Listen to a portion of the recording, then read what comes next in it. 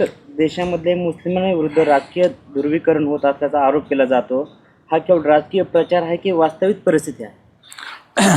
अस्सलाम वालेकुम, नमस्कार, जय भीम, जय संविधान. मी शेख महमूद, माध्यमिक शिक्षक, MA BEd, सामाजिक कार्यकर्ता आणि एक अभ्यासक, राजकीय विश्लेषक म्हणून परिचित आहे. आपण जे प्रश्न ह्या ठिकाणी केलेला आहे की मुस्लिम समाजाबद्दल राजकीय ध्रुवीकरण केला जातो, तर हे प्रश्न अगदी वास्तविकता आहे आणि त्याच्यामध्ये काही दुमत नाही आहे.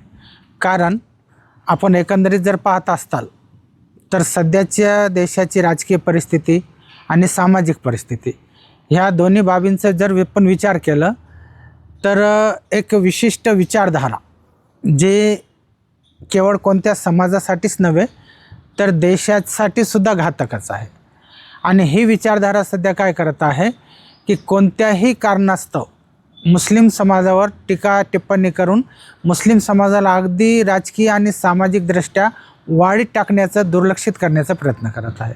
त्यातल्या त्यात महत्त्वाचा मुद्दा असंही म्हणता येईल की काहीही करून ह्यांच्या मनामध्ये पूर्वग्रह दूषित भावनेने मुस्लिम समाजाबद्दल एक प्रतिक्रिया किंवा भावना त्यांच्या मनामध्ये वसलेली आहे.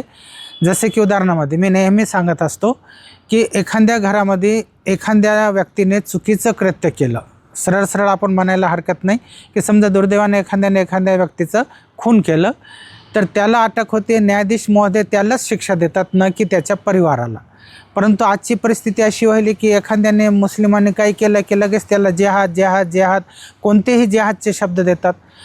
वाईट आणि चांगल्या ह्या प्रवृत्ती प्रत्येक समाजामध्ये असतात, प्रत्येक धर्मामध्ये असतात आणि हे चालतच राहणार, हे नैसर्गिक नियम आहे. परंतु एका समाजाच्या एका व्यक्तीने चूक केली म्हणजे तो पूर्ण समाज दोषी आणि दुसऱ्या समाजाच्या व्यक्तीने चूक केली म्हणजे तो व्यक्तीत केवळ तो दोषी, ही प्रवृत्ती योग्य नव्हे.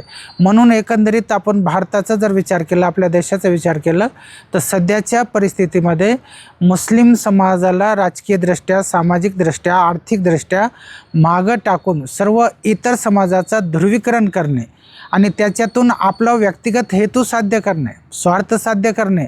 असं नाही आहे की मुस्लिम द्वेष करत असताना इतरांना लई लाभ व्हायलेत, कोणालाच कोणतेच लाभ होईना. फक्त मुस्लिम हा शब्द वापरून मतांचं ध्रुवीकरण करून काही विशिष्ट समाज, काही विशिष्ट संघटना, काही विशिष्ट पक्ष आपल्या स्वार्थापुरता विचार करत आहे.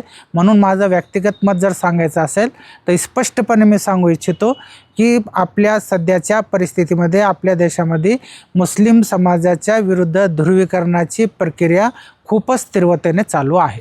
तर मुस्लिम समाजाला मतबँक म्हणून वापरले जाते, पण नेतृत्वाच्या पातळीवर पुरेसे स्थान दिले जात नाही. लोकसभा आणि विधानसभामध्ये मुस्लिम प्रतिनिधित्व कमी होत असल्याची चर्चा आहे. यामुळे लोकशाही समानतेवर परिणाम होतो का? अगदीच होतो. कारण कसं आहे बघा, आपली जी लोकशाही डॉक्टर बाबासाहेब आंबेडकरांना अभिप्रेत होती, संविधानाला जी अभिप्रेत आहे, त्याचा स्पष्ट अर्थच आहे की लोकांची जी समस्या आहे किंवा लोक जे आहे हे राजकारणामध्ये सहभागी पाहिजे. आणि म्हणूनच आपल्या राज्यघटनेने सत्तेचं विकेंद्रीकरण हा तत्त्व स्वीकारलेलं आहे. परंतु वास्तविक परिस्थिती जर आपण पाहिली तर सत्तेचं केंद्रीकरण आजच नाही, हे अगदी स्वातंत्र्यापासून सुरू आहे. एका पक्षाला दोष देण्यात अर्थ नाही. जसं आता या ठिकाणी मुद्दा आलेला आहे की लोकसभा असेल, विधानसभा असेल, याच्यामध्ये मुस्लिम समाजाचं प्रतिनिधित्व कमी होत आहे. हे अगदीच वास्तविकता आहे. कारण सुरुवातीला पहिल्या निवडणुकामध्ये जे मुस्लिम समाजाचं प्रतिनिधित्व होतं ते आज अगदी नगण्य झालेलं आहे. आणि नगण्य होऊनसुद्धा जे सत्ताधारी पक्ष आहे त्या पक्षामध्ये तर मुस्लिम समाजाचं प्रतिनिधित्वच नाही आहे. आजचं जर आपण उदाहरण घेतलं तर केंद्रीय मंत्रिमंडळामध्ये मुस्लिम समाज नाही आहे. आज जर आपल्या महाराष्ट्राचा विचार केला तर महाराष्ट्राच्या मंत्रिमंडळामध्ये मुस्लिम समाज नाही आहे. आणि हेच नाही आहे, जे तथाकथित सेक्युलर पक्ष, धर्मनिरपेक्ष पक्ष स्वतःला मुस्लिम समाज आणि सर्व समाजाचे कैवारी दाखवतात, त्यांचीसुद्धा हीच भूमिका राहिलेली आहे. आजचं जर तुम्ही विचार केलं तर कर्नाटकमध्ये या ठिकाणी पूर्वीचे मुख्यमंत्री सिद्धरामय्या यांनी राजीनामा दिलेला आणि DK शिवकुमार मुख्यमंत्री झालेले. एकीकडे काँग्रेस पक्ष दाखवतो की आम्ही मुस्लिम समाजाचे, अल्पसंख्याक समाजाचे कैवारी आहोत, पण त्यांच्या नुकत्याच नियुक्त झालेल्या मंत्रिमंडळामध्ये एकही मुस्लिम प्रतिनिधित्व नाही. म्हणजे ह्याची रिॲलिटी काय की मुस्लिम समाजाचं प्रतिनिधित्व तर कमी होतच आहे आणि म्हणून त्याचे दुष्परिणाम असे होतात की जे सामाजिक स्वास्थ्य पाहिजे, जे देशाचं ज्याला आपण दरडोई उत्पन्न म्हणूया किंवा देशाचं सर्वांगीण विकास म्हणू, एक घटक एक समाज जर दुर्लक्षित होत असेल, मागास होत असेल, तर त्याचे दुष्परिणाम देशाच्या विकासावर, देशाच्या हितावर हे पडणारच. म्हणून स्पष्टपणे सांगू इच्छितो की लोकशाही जर आपल्याला सुदृढ करायची असेल, लोकशाही जर आपल्याला मजबूत करायची असेल, तर आपल्या देशातला छोट्यातला छोटा घटक, कोणताही समाज असो, कोणतेही जाती धर्म असो, प्रत्येक नागरिकाला, शेवटच्या नागरिकाला जोपर्यंत आपण समान सुविधा देत नाही, समान अधिकार प्रदान करत नाही आणि समान त्यांना लोकशाही व्यवस्थेमध्ये प्रतिनिधित्व देऊन सामावून घेत नाही, तोपर्यंत देशाचा सर्वांगीण विकास साध्य होणे कठीणच आहे, अवघडच आहे. त्यामुळे देशाच्या नागरिक ह्या दृष्टीने प्रत्येक समाजाला बघणे आवश्यक आहे. समान नागरिक कायदा, UCC आणि वक्फ कायद्यासारख्या मुद्द्यावर मुस्लिम समाजाच्या चिंता काय आहेत, काय वाटतं? UCC, समान नागरिक कायदा आणि वक्फ संपत्ती ह्या दोन वेगवेगळ्या बाबी आहे. ज्या ठिकाणी आपण UCC union common civil code म्हणतो, समान नागरिक कायदा, त्या समान नागरिक कायद्यामध्ये कुठंतरी एक माझं मत सांगतो मी, कुठंतरी अशी समजूत झालेली आहे की मुस्लिम समाजाची, इतर समाजाची नाही, अशी समज झालेली आहे की जर UCC आलं तर मुस्लिम समाजाला अडचण येतील. एक दोन बाबी, तलाकच्या बाबी, संपत्तीतील वाट्याच्या बाबी, ह्या गोष्टी जर सोडल्या तर ह्याचे दुष्परिणाम हे जास्त करून आदिवासी समाजावर होणार आहे, हे अजून लोकांच्या लक्षात येणं. कारण ह्याचं एक तुम्हाला उदाहरण सांगतो मी की आदिवासीची जे जंगल जल संपत्तीवर त्यांचा नैसर्गिक अधिकार आहे आणि त्यांची जी काही प्रॉपर्टी असेल, घरं असेल किंवा त्यांचे शेत असेल, हे जेव्हा ते विकतात तर ते फक्त आदिवासी समाजच विकत घेऊ शकतो, दुसऱ्या समाज विकत घेऊ शकत नाही. परंतु जेव्हा कॉमन समान नागरिक संहिता येईल त्यावेळेस ते कोणीही विकत घेऊ शकेल, म्हणजे त्यांना सर्वसामान्य नागरिकामध्ये आवश्यकता वाटेल असं आहे. तर असं सर्व हे असताना ही जी गोष्ट आहे समान नागरिक कायद्याची आणि औखाप संपत्तीची, आता औखाप म्हणजे वास्तविक पाहता काय आहे बघा, औखापचा अर्थच असा आहे की समाजाच्या हितासाठी, समाजाच्या कल्याणासाठी आणि त्या दर्गाच्या, त्या मस्जिदीच्या देखभालीसाठी समाजातल्या दानशूर व्यक्तींनी दान केलेली संपत्ती म्हणजे औखाप. आणि त्या औखाप संपत्तीवर वास्तविक पाहता ज्या उद्दिष्टासाठी दान केलेलं आहे त्या उद्दिष्टासाठी त्याचा वापर होणे आवश्यक आहे. परंतु ह्या ठिकाणी थोडं खेदाने म्हणावं वाटलं, कारण कोणाची आपण बाजू घेण्यात अर्थ नाही आणि कोणावर दोष देण्यात अर्थ नाही. औखाप संपत्तीचं जेवढं दुरुपयोग समाजातल्या, आमच्या मुस्लिम समाजातल्या ठेकेदारांनी केलं आणि त्याचसोबत तत्कालीन शासनाने केलेलं आहे.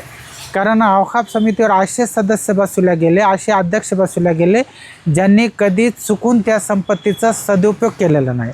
आणि मला ह्या ठिकाणी बिलकुल सांगायला काहीच हरकत नाही, मी वारंवार उदाहरण देतो की जसं आपलं शेगावचे गजानन महाराज आहेत, शिर्डीचे साईबाबा आहे, हे दोन आपल्या महाराष्ट्रातल्या संस्थानांचं मी उदाहरण देतो. ह्यांच्याकडे जेवढं काही दान करून संपत्ती आलेले त्याच्यातून त्यांनी भक्त निवास बांधले, त्यांनी महाविद्यालय सुरू केले, त्यांनी भोजनालय सुरू केले, त्यांनी त्या ठिकाणी इतर रुग्णालय वगैरे सुरू केले. परंतु मुस्लिम समाजाची एवढी वक्फ संपत्ती असताना त्या ठिकाणातून कोणतंही साधा हॉस्टेलसुद्धा सुरू झालेलं नाही. मग हे जे काही भावना आहे की मुस्लिम समाजाला वाटतं की आपल्या संपत्तीचा दुरुपयोग होत आहे, तर हे सर्वसामान्य मुस्लिमांची भावना आहे. परंतु वास्तविकमध्ये ह्या संपत्तीचा दुरुपयोग करणाऱ्यामध्ये सर्वात जास्त वाटा तत्कालीन काँग्रेस सरकारने बसविलेल्या वक्फ बोर्डच्या पदाधिकारीमुळे आहे. जर घटनेचा विचार केला तर मुस्लिम औखाप बोर्डाला स्वायत्तताच पाहिजे, परंतु त्याचा विनियोग योग्य प्रकारे झाला पाहिजे. आणि समान नागरिक कायद्याला काहीच अडचण नाही, माझ्या मते तरी काहीच अडचण नाही. फक्त केवळ कोणाचे हक्क डावलायचे किंवा कोणाला अडगडीत टाकायचं किंवा त्यांना अडचण निर्माण करायची म्हणून त्याचा हेतू नसायला पाहिजे. तर देशातल्या सर्व समान नागरिकांना समान अधिकार मिळाले पाहिजे. जसं की आता समान नागरिक कायदा, मग समान नागरिक कायद्याला विशिष्ट समाज किंवा विशिष्ट घराने जर राजकीय पदावर जातात, एका घरामध्ये 3-3 पद आहेत, तर मग समान नागरिक कायद्यानुसार ज्या घरात एक बी पद नाही त्यांना ते पद द्यायला काहीच हरकत नाही आहे. त्यांना नोकरीमध्ये असो, राजकीयमध्ये असो, सामाजिक प्रतिष्ठेमध्ये असो, त्यांनाही मान सन्मान मिळायला पाहिजे. म्हणजे समान नागरी कायद्याचा सर्वात मोठा फायदा प्रत्येक नागरिकाला जर पोहोचत असेल, त्या कायद्याचा दुरुपयोग होणे, औखा बोर्डाचं बी जे सुधारणा प्रस्तावित केलेली आहे, काही सुधारणा केलेले, त्याचा बी दुरुपयोग न होता मुस्लिम समाजाच्या हितासोबत राष्ट्राच्या हितासाठी त्याचा वापर झाला, तर ह्या दोन्ही बाबी चांगल्या आहे माझ्या दृष्टीने. मुस्लिम समाजाच्या विकासासाठी सर्वात मोठी गरज राजकीय प्रतिनिधी आहे की शिक्षणाने आर्थिक सक्षमीकरण? मुस्लिम समाजाचं जर सर्वांगीण विकास साध्य करायचा असेल, तिन्ही बाबी एकमेकांना पूरक आहे. तुम्ही आत्ता विचारल्याप्रमाणे राजकीय, आर्थिक आणि त्याचबरोबर शैक्षणिक. सर्वात महत्त्वाचा मुद्दा जर विचार केला आपण, तर शैक्षणिक मुद्दा खूप महत्त्वाचा आहे. कारण जोपर्यंत तुम्हाला उच्च शिक्षण तुम्ही प्राप्त करत नाही, तर हे उच्च शिक्षण प्राप्त न केल्यामुळे तुमच्या संविधानात्मक अधिकार काय आहेत, तुम्हाला बाबासाहेब आंबेडकरांनी घटनात्मक कोणते अधिकार दिलेले आहे, तुम्हाला कोणते अधिकार मिळायला पाहिजे ह्याची जाणीव होणार नाही. आणि शिक्षण एकदा का तुम्ही घेतलं, तर त्या शिक्षणातून तुम्हाला राष्ट्रीय हितापासून व्यक्तिगत हित ह्या साऱ्या गोष्टी लक्षात येतील आणि आपोआपच तुम्ही स्वहित, स्वपरिवार हित, समाजहित सोबतच राष्ट्रीय हिताचा विचार करताल. परंतु हे सर्व करत असताना आपण बघतो की आर्थिक बाबी आहे. आता आर्थिक बाबीला काय झालेलं आहे बघा, की काही ठिकाणी शैक्षणिक फी एवढ्या आहेत, IIMच्या, IITच्या, त्या ठिकाणी समाज कोणताही असो, मुस्लिम समाज सोडून द्या, समाज कोणताही असो, त्या ठिकाणी एवढ्या फी भरून ते शिक्षण घेणे शक्य नाही. म्हणजे ह्या ठिकाणी पुन्हा काय व्हायला, विसंगती निर्माण व्हायला, आहेरे आणि नाहेरे वर्ग निर्माण व्हायला. मग अशा परिस्थितीमध्ये आर्थिक सक्षमता आली तर शैक्षणिक सक्षमता येईल. आणि आर्थिक सक्षमता, शैक्षणिक सक्षमता ह्या दोन्ही बाबीसाठी महत्त्वाचं आहे राजकीय प्रतिनिधित्व.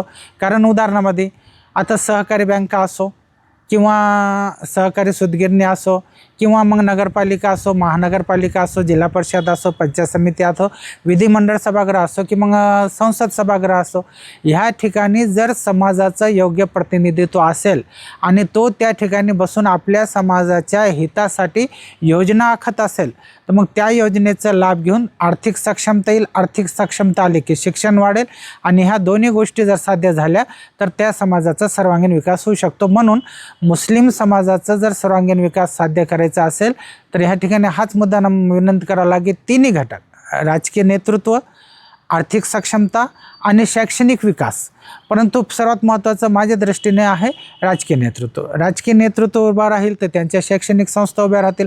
आज नाही म्हणायला शैक्षणिक संस्था आहेत, परंतु त्या शैक्षणिक संस्थेमध्ये कोणत्या प्रकारचं शिक्षण दिलं जातं आणि त्याची गुणवत्ता किती आहे हा महत्त्वाचा मुद्दा आहे. नावाला शैक्षणिक संस्था उभा टाकण्यात आलेले. आज जर तुम्ही पूर्णतः अभ्यास केलं, सर्वे केलं, रिॲलिटी तपासली, तर एकंदरीत उच्च शिक्षण जिथं आपण ग्रॅज्युएशन म्हणायला ग्रॅज्युएशनाचं मध्ये आज जर मी विचार केला आणि माझा अभ्यास बी आहे, एक 10% मुली असे आहेत जे पदवीपर्यंत शिक्षण घेतात. आणि ज्याला आपण टेक्निकल एज्युकेशन म्हणू, व्यावसायिक एज्युकेशन म्हणू, तिथं 2%, 5% सुद्धा प्रमाण नाही आहे. म्हणून माझं म्हणणं आहे की ह्या तिन्ही गोष्टी झाल्याशिवाय समाजाचा विकास होणार नाही. आणि त्यातल्या त्यात सक्षम राजकीय नेतृत्व असायलाच पाहिजे, जेणेकरून त्या समाजाला आर्थिक सक्षमता येईल आणि म्हणून पर्यायाने शैक्षणिक गुणवत्ता वाढेल. आणि शैक्षणिक गुणवत्ता वाढेल तर तो समाज राष्ट्रीय प्रवाहामध्ये सहज आपोआप येईल. सर, धर्माच्या आधारावर होणाऱ्या राजकारणामुळे देशाच्या सामाजिक ऐक्यावर किती परिणाम होत आहे? धर्माच्या आधारावर जे राजकारण होत आहे त्याच्यामुळं आपल्या देशाची सामाजिक एकता पूर्णतः विस्कळीत झालेली आहे. एवढंही म्हणायला हरकत नाही की आपल्या देशातली जी सामाजिक एकता आहे त्याच्यामध्ये पूर्णतः एक प्रकारे त्याच्यामध्ये वितृष्ट निर्माण झालेलं आहे, द्वेष निर्माण झालेलं आहे. आणि द्वेष, चीड म्हणा किंवा एवढं एकमेकांप्रती घृणा निर्माण झालेली आहे की ज्याच्यामुळे देशाचा विकास साध्य होणे शक्यच नाही. एकीकडे आपण जरी म्हणतो की आमचा देश पुढं चाललेला आहे, बिलकुल देश गेलंच पाहिजे, राष्ट्रप्रथम ही भावना असलीच पाहिजे. परंतु महात्मा गांधीने स्वातंत्र्यपूर्व काळामध्ये त्यांचं जो हरिजन नावाचं वर्तमानपत्र होतं, या हरिजन नावाच्या वर्तमानपत्रामध्ये त्यांनी लिहिलं होतं की भारत देशामध्ये हिंदू आणि मुस्लिम हे भारत देशाचे दोन पंख आहे. भारत देश हा पक्षी आहे आणि हिंदू आणि मुस्लिम त्याचे दोन पंख आहे.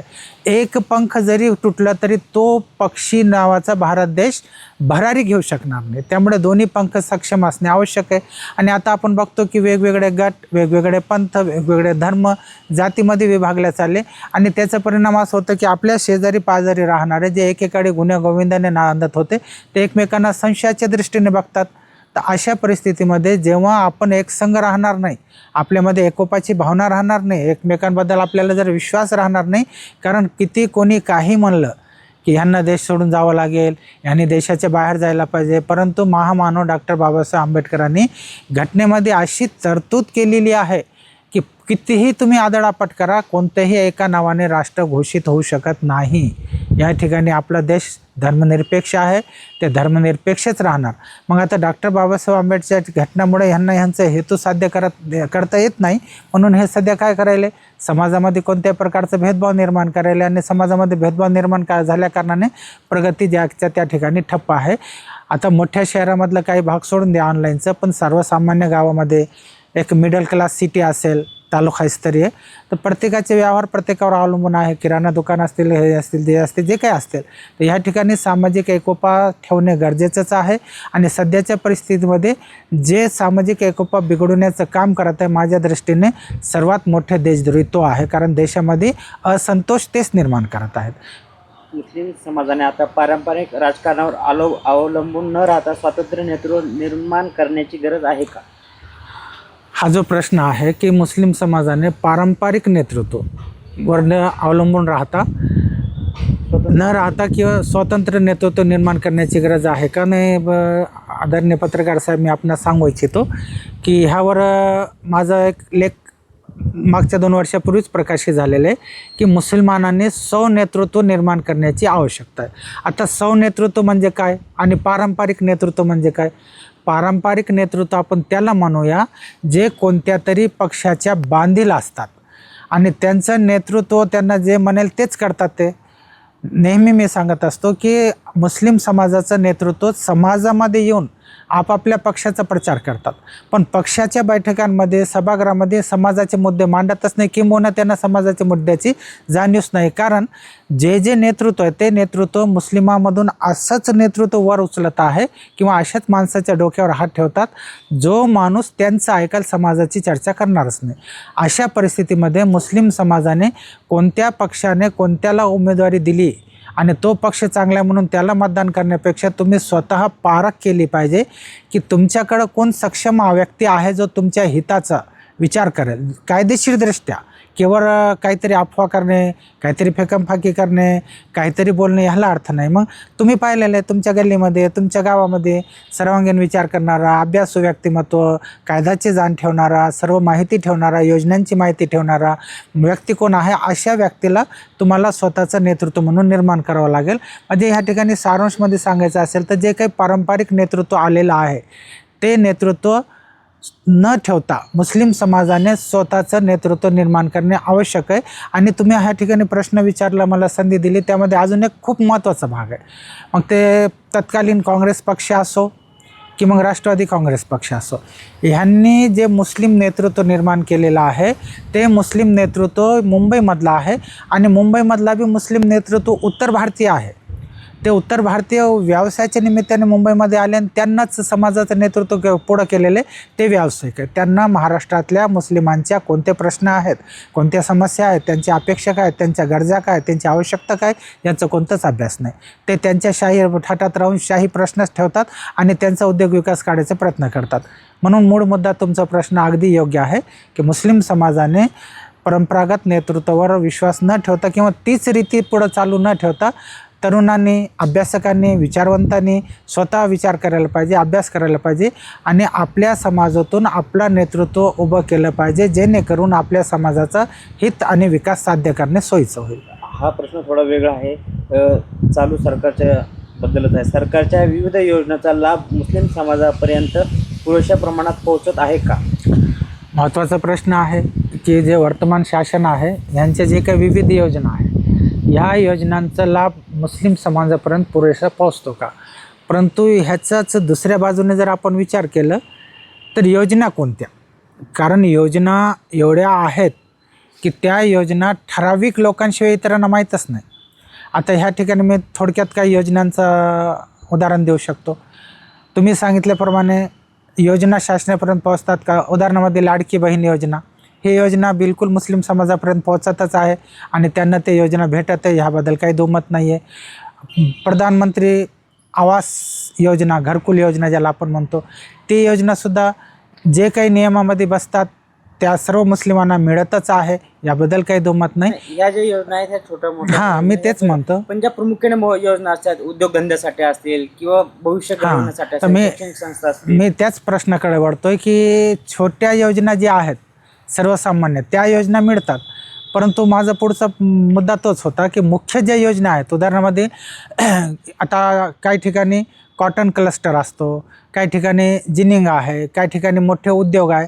ह्या उद्योगामध्ये 50% सबसिडी असते काही काही उद्योगामध्ये, आणि असे 50%ची सबसिडीचं उद्योग ज्याची उद्योगाची क्षमताच 5 कोटी, 10 कोटी, 100 कोटी, 200 कोटीच्याही पुढं असते, तर असं माझ्या दृष्टीने कोणत्याही योजना मुस्लिम समाजापर्यंत पोहोचतच नाही.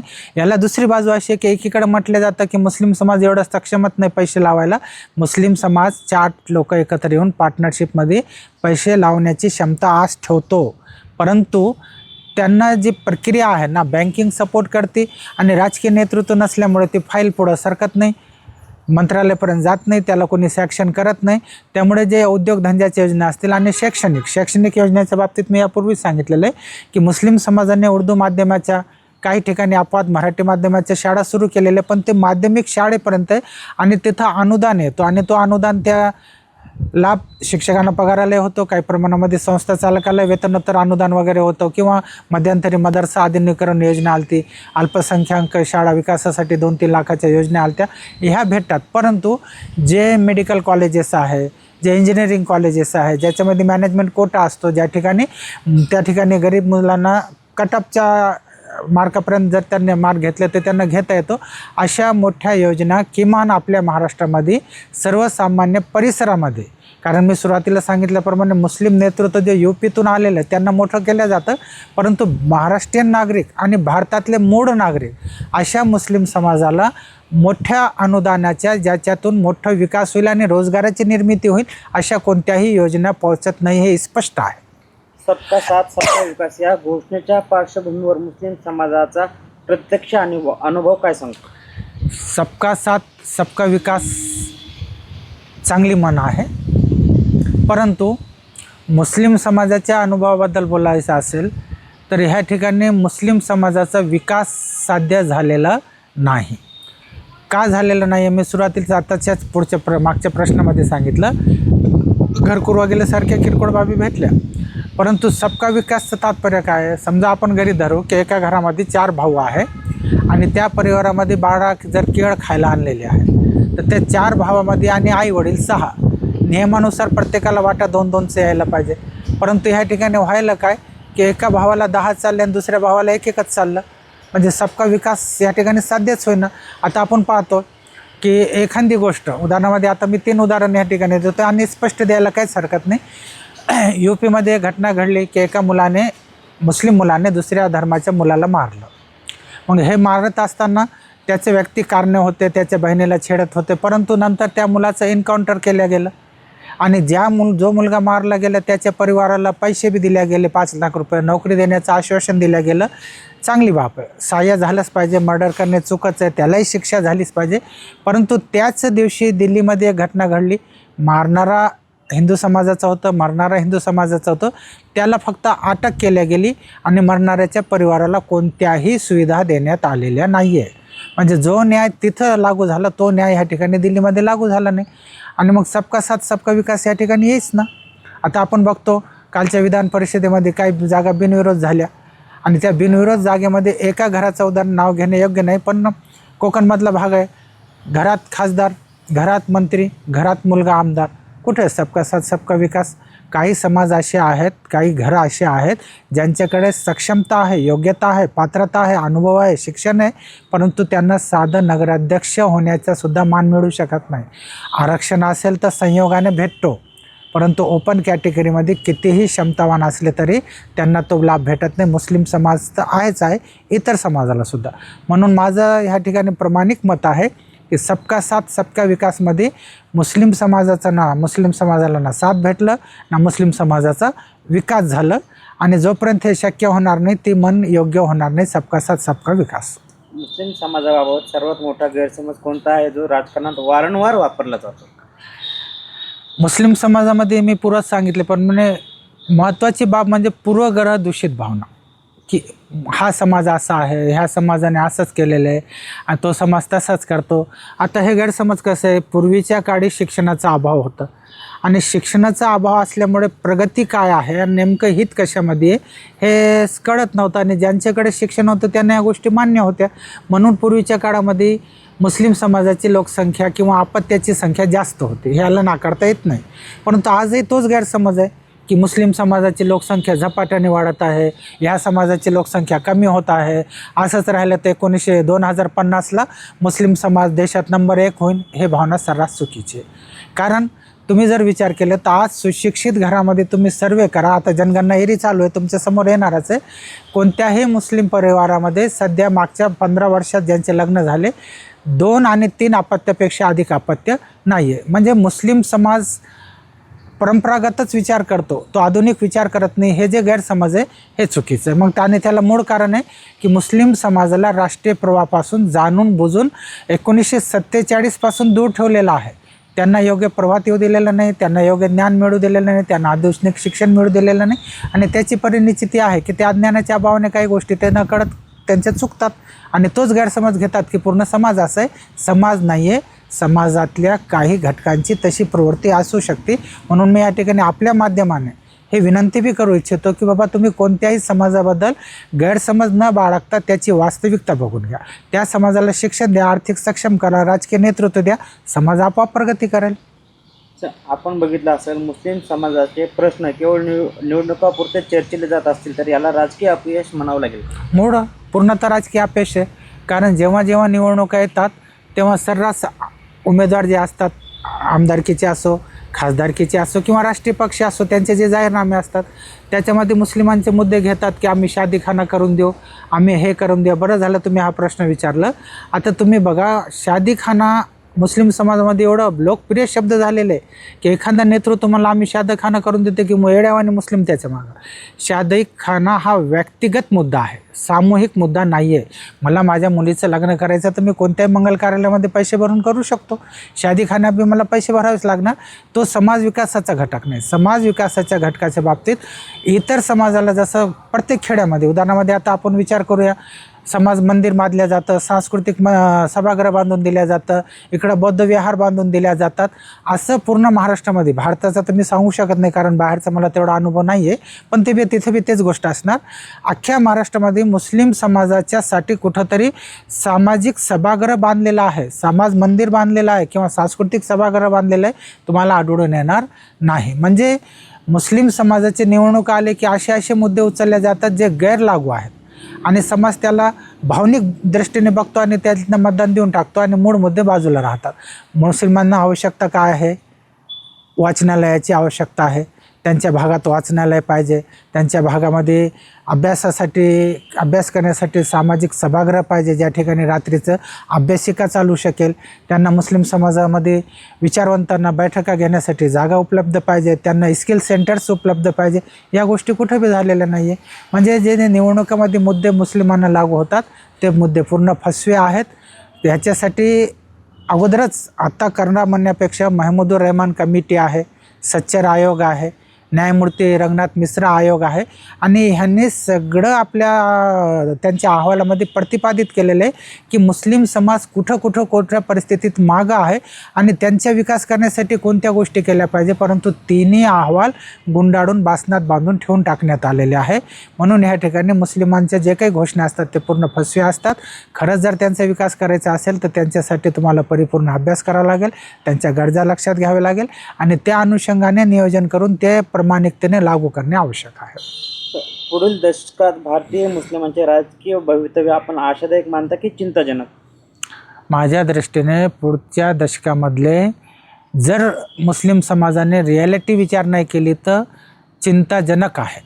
का चिंताजनक आहे की मुस्लिम समाजाला अजून हेच समजना की नेमकं तुम्हाला करायचं काय. स्पष्ट सांगायला हरकत नाही की मुस्लिम समाजामध्ये एकच डोक्यात बसलेले की आपल्याला भाजपला हरवायचं. भाजपला हरवणे हा तुमच्या विकासाचा मुद्दा नाही आहे. कारण तुम्ही ज्याला कोणाला निवडून द्यायले त्याच्याशी तुमचे कोणते करार व्हायलेत, तुमच्या मागण्या कोणत्या आहेत, तुम्ही त्यांच्यासमोर कोणते मुद्दे ठेवायले आणि त्याची पूर्तता किती प्रमाणात व्हायली. केवळ तुम्ही एका पक्षाचा द्वेष करायले म्हणून तो पक्ष तुमच्यावर चिडायला आणि चिडणं स्वाभाविक आहे. जर मी एका पक्षाला मतदान देत नसेल तर तो पक्ष माझ्या हिताचा का विचार करावा, आणि मी दुसऱ्याला मतदान देत असेल आणि तोही माझ्यासाठी काहीच करत नसेल तर मी कितीदा त्यांना तरी मतदान द्यायचं, ह्याची जाणीव मुस्लिम समाजाला झाली पाहिजे.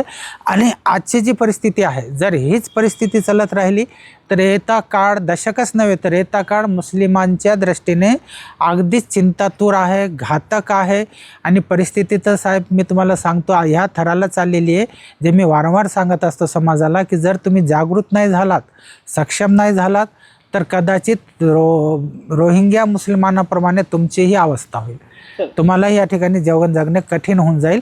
तुम्ही हे समजून घ्या की तुम्ही मुस्लिम म्हणून स्वतःला समजू नका. तुम्ही स्वतःला ह्या देशाचे नागरिक समजा आणि एक नागरिकाला राज्यघटनेने जे अधिकार दिलेले ते अधिकार पूर्णतः प्राप्त करण्यासाठी निष्ठेने आणि प्रामाणिकतेने प्रयत्न करा. आणि त्याचसोबत देशभक्तीसुद्धा जोपासणे आवश्यक आहे. म्हणून येता काळ हा चिंतेचाच आहे, त्याला वेळीच आवरणे आवश्यक आहे.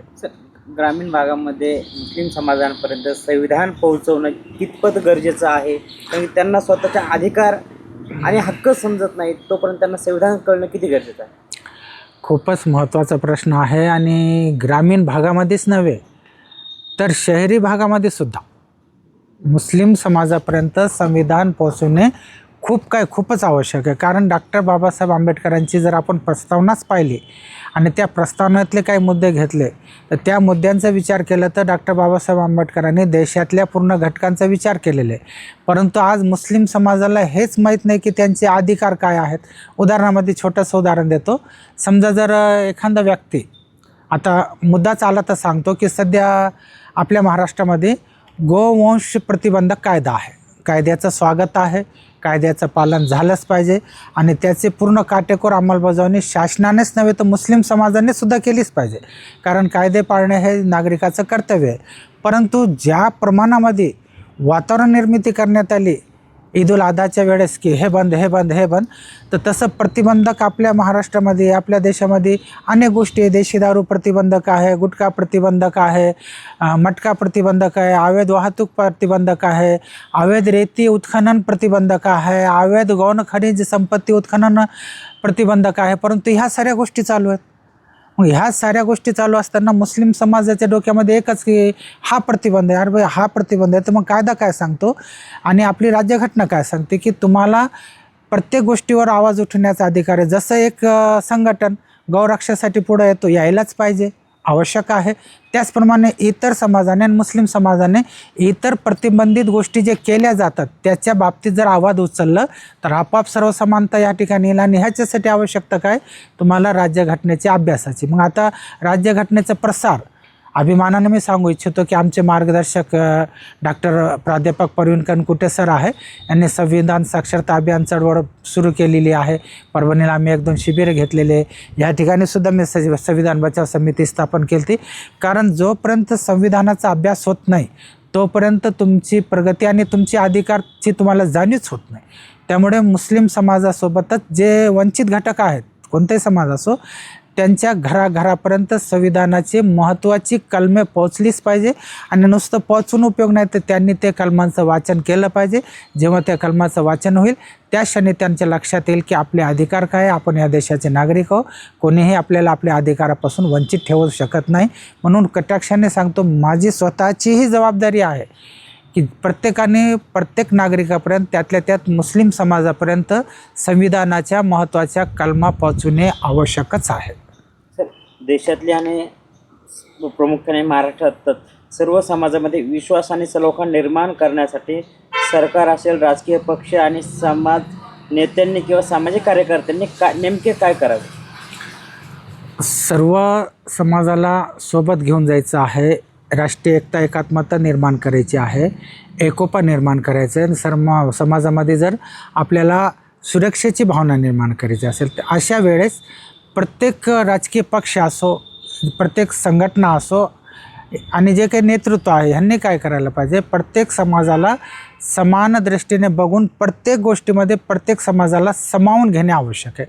उदाहरणामध्ये जर आपल्याला छत्रपती शाहू महाराजांचा विचार केलं, छत्रपती शिवाजी महाराजांचा विचार केलं, महात्मा ज्योतिबा फुले यांचं कार्याचा विचार केलं, डॉक्टर बाबासाहेब आंबेडकर यांच्या विचाराचं कार्य केलं, न्यायमूर्ती रानडे यांच्या विचाराचं कार्य केलं, APJ अब्दुल कलाम यांच्या विचाराचं कार्य केलं, तर आपल्याला बघावं लागेल की उदाहरणामध्ये नगरपालिका असेल, मी छोटंसं उदाहरण देतो. नगरपालिकेमध्ये जर 20 सदस्य संख्या असेल, त्यापैकी 5 आरक्षित आहे आणि 15 अनारक्षित आहे, तर ह्या अनारक्षित जागेवरून सुद्धा जे मागास घटक आहे, समाज कोणताही असो, त्यांना तेथून निवडून आणायची जबाबदारी तुमची आहे. मग हे सर्व करत असताना त्या ठिकाणी सामाजिक एकोपा निर्माण होईल आणि आपापल्या समाजाच्या सामाजिक संघटनेखाली आपापले सामाजिक जे मेळावे घेतल्या चालले, जे काही जनआक्रोश मोर्चे काढल्या चालले, हे सर्व गोष्टीला बाजूला ठेवून सर्व धर्म संमेलन घेणे खूप महत्त्वाचे आहे. त्या सर्व धर्म संमेलनामध्ये सर्व धर्मांचे धर्मगुरू बोलवणे, विचारक बोलवणे, अभ्यासक बोलवणे, त्याच्यामध्ये विश्वकुटुंबकम जी आपली पूर्वीची भावना होती, ते विश्वकुटुंबकम निर्माण करता करता भारत हा माझा देश कुटुंबकम निर्माण करण्याची भावना करणे आवश्यक आहे.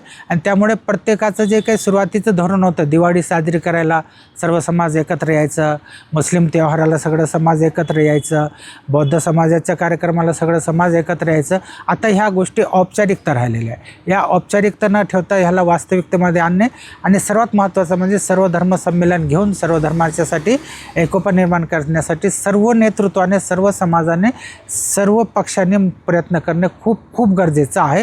आणि हीच बाब आपल्या देशाला पुढं चालून महासत्ता बनवू शकते.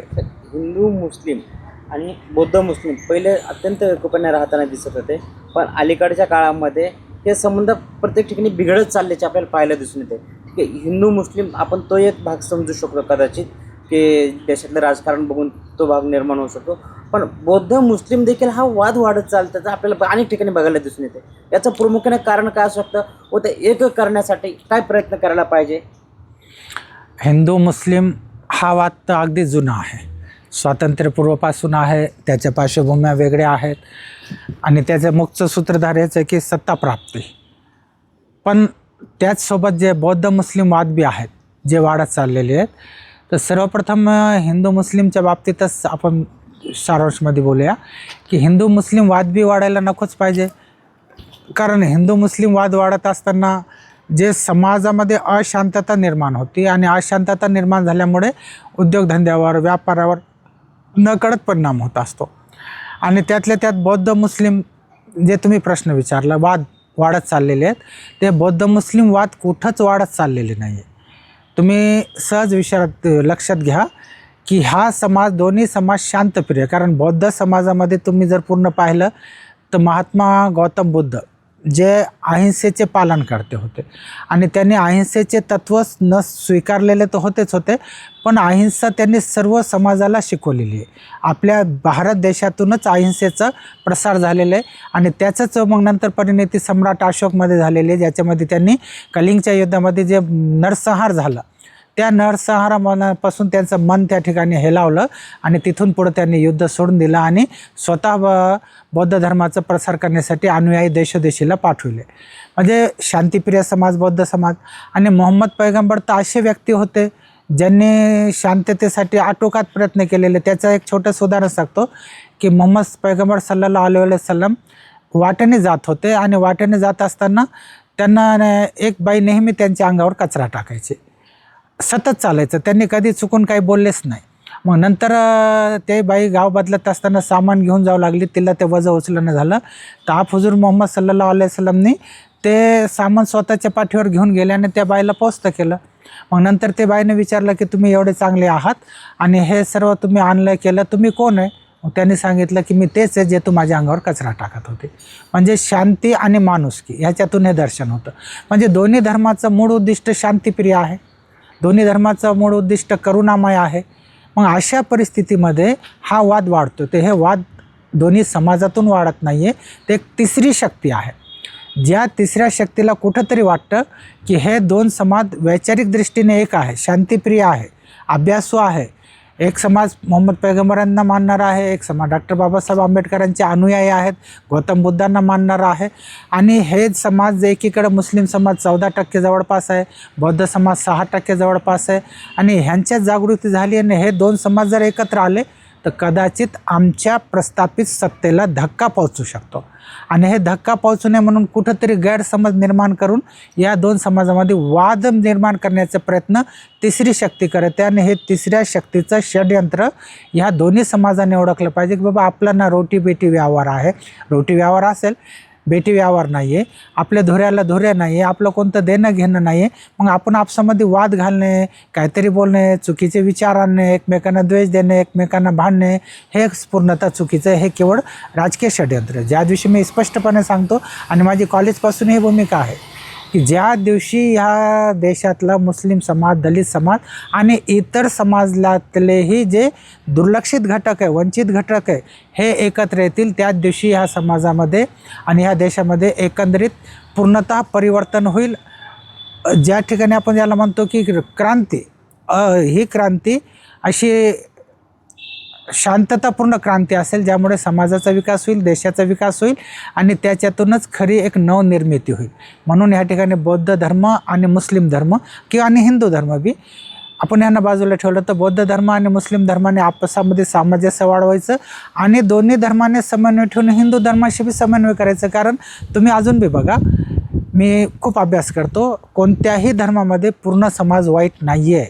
10 लोक जर असतील तर फक्त 3 वाईट आहेत, 7 चांगलेच आहे माझ्या मते तरी, समाज कोणते असो. परंतु प्रॉब्लेम्स हे आहे, एक मन आहे सज्जन विघटित आणि दुर्जन संघटित.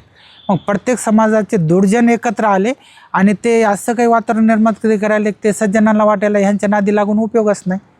तर ह्या ठिकाणी हिंदू मुस्लिम वाद असो, बौद्ध मुस्लिम वाद असो, यांनी आपसामध्ये समन्वय ठेवणे, चर्चासत्रांचं आयोजन करणे, एकमेकांच्या चांगल्या बाबी समजून घेणे. प्रत्येकामध्ये चांगल्याच बाबी, वाईट बाबी नाही आहेच, वाईट बाबी मानवाने स्वीकारलेल्या आहे, धर्माने वाईट बाबी दिलेल्या नाही आहे. तर हे जेव्हा होईल तेव्हाच हिंदू मुस्लिम वाद मिटेल, बौद्ध मुस्लिम वाद मिटेल आणि ज्या दिवशी हा वाद मिटेल त्या दिवशी खरी जे म्हणतात की स्वर्ग जर कुठं आहे तर आपल्या देशात आहे, भारतातच आहे. तर मग ते स्वर्गाचंच भारत आपल्या देशामध्ये निर्माण होऊ शकेल. शेवटचा प्रश्न, मुस्लिम समाजाला, बौद्ध समाजाला व सर्व समाजाला काय आव्हान कराल आणि पुढची रणनीती काय आखली पाहिजे ती सर्व लोक राखण्यासाठी? शेवटचा प्रश्न, महत्त्वाचा प्रश्न, बौद्ध समाज असेल, मुस्लिम समाज असेल, हिंदू समाज असेल आणि त्याचबरोबर आपल्या देशामध्ये जे अल्प प्रमाणात आहे, शीख समाज असेल, पारसी समाज असेल, जैन समाज असेल, ह्या सगळ्यांना माझी कडकडीची, आग्रहाची, नम्र विनंती असेल की आपण सर्वांनी केवळ एकमेकांना बघत असताना पहिला मुद्दा बघा की मी कोणत्या धर्माचा आहे ह्यापेक्षा मी भारताचा नागरिक आहे. आणि जेव्हा मी भारताचा नागरिक आहे ही भावना निर्माण होईल तर तेव्हा आपण भारतातल्या प्रत्येक व्यक्तीला भारताचा नागरिक म्हणून बघा. आणि नागरिक म्हणून बघत असताना जसा आपला तो बाबा आणि दुसऱ्यांचा तो कार्टा असं न म्हणता सगळे आपलेच गळ्या धरलं आणि सगळ्यांनी एकमेकांना समजून घेतलं. आणि हे जे काही दुष्ट प्रवृत्ती असतात, जे वातावरण चिघळवण्याचा प्रयत्न करतात, वातावरण खराब करायचा प्रयत्न करतात, ह्या सगळ्यांनी मिळून एकत्र यायला पाहिजे आणि दुष्ट प्रवृत्तीचा नाश केला पाहिजे. कारण आता आपण कसं आहे, एका धर्माबद्दल न बोलता आपण पाहिलेलं आहे की भगवान श्रीरामाचा जरी विचार घेतलं तर त्यांनी काय केलेलं आहे, रावणासारख्या दुष्ट प्रवृत्तीचं दहन केलेलं आहे. मग प्रत्येक ठिकाणी हे सर्व गोष्टी असताना मग माझा तो श्रेष्ठ, दुसऱ्यांचा तो कनिष्ठ ही भावना न ठेवता माझा तो धर्म श्रेष्ठच ही भावना ठेवा. परंतु त्याचबरोबर दुसऱ्याच्या धर्माबद्दल सुद्धा तुमच्या मनामध्ये आदर असला पाहिजे. कारण मनातल्या ज्या आपल्या भावना असतात, जी अस्मिता असते आपली, तर ती अस्मिता प्रत्येकाला असते. कोणाच्या अस्मितेला आपण कधी ठेस पोहोचू नका. मी श्रेष्ठ म्हणा, माझा धर्म श्रेष्ठ म्हणा, माझं कार्य श्रेष्ठ म्हणा, त्याचसोबत दुसऱ्या धर्माचा आदर करा, दुसऱ्या नेतृत्वाचा आदर करा, दुसऱ्या लोकांचा आदर करा, नागरिक म्हणून त्यांच्यासोबत वागा. आणि भारतीय नागरिक आपले सगळे बंधू आहेत ह्या भावनेने वागलं पाहिजे. आणि सर्व समाजाने मिळून एक नव भारताची सामाजिक निर्मिती करणे आवश्यक आहे. कारण राजकारणापायी आपला देश जर सामाजिक विघटत होत असेल तर पुढं चालून आपण हुकुमशाहीकडे वाटचाल चालवू शकतो, होऊ शकते आणि मग नागरिकाचे हक्कच हिरावून गेल्यावर मग कोण कशाचं कोण कशाचं. तर प्रत्येक भारतीयाला माझी नम्र विनंती राहील, धर्म कोणताही असो, प्रत्येकाने आपापल्या धर्माचं आचरण करत असताना दुसऱ्याचाही सन्मान करा, दुसऱ्यांनाही समजून घ्या आणि जे दुष्ट प्रवृत्ती वातावरण दूषित करण्याचा प्रयत्न करत आहे त्यांना वेळीच आळा घाला, त्यांच्या जाळाला, त्यांच्या आव्हानाला किंवा त्यांच्या षडयंत्राला बळी पडू नका. जय हिंद, जय भारत, जय महाराष्ट्र.